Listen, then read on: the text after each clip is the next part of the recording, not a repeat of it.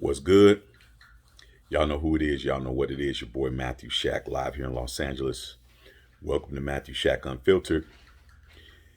News just came out through ESPN and other outlets that Kyrie Irving has chose to opt in to his $36 million deal contract for next season with the New Jersey Nets.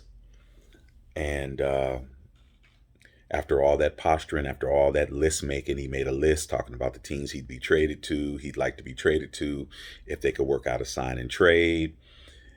Kyrie came out and said he'll be there getting his money, but will he really be there? And what this actually means in regards to Kevin Durant. Obviously, Kevin Durant wanted Kyrie to stay. He said he was going to stay out of it in regards to the business, because that's what it really boils down to. You know, you might be homies, we might be BFFs, we might be, we might have beat the block together, we might have spun the block together, we might have done dirt, we might have ran the females together, we might have did a lot of things, but when it comes to getting a bag, hey man, I'm not in your bag business, you're not in my bag business. But I'd like for you to be here though. And it looks like Kyrie's gonna be there, but is he?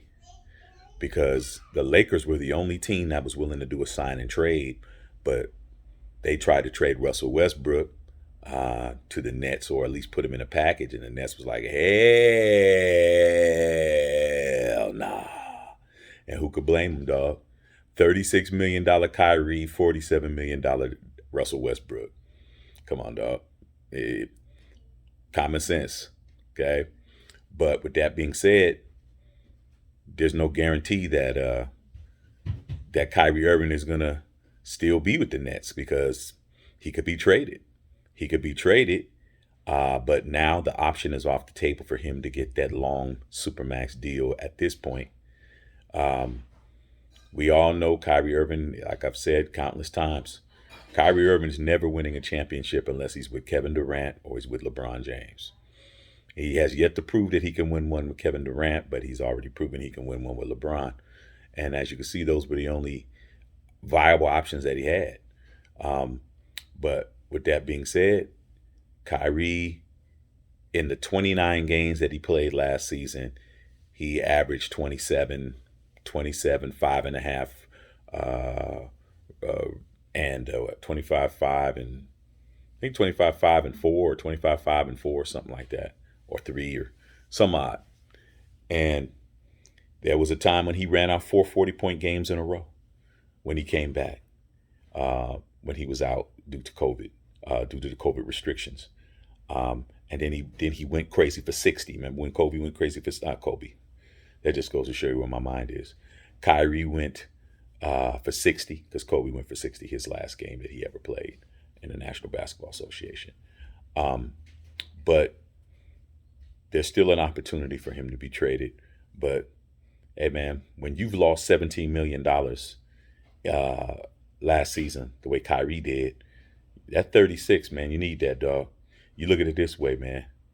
You're getting paid. You're getting paid $1,700 out of your check, and then you can get a bonus for $3,600. You want that $3,600, dog. You know what I'm saying?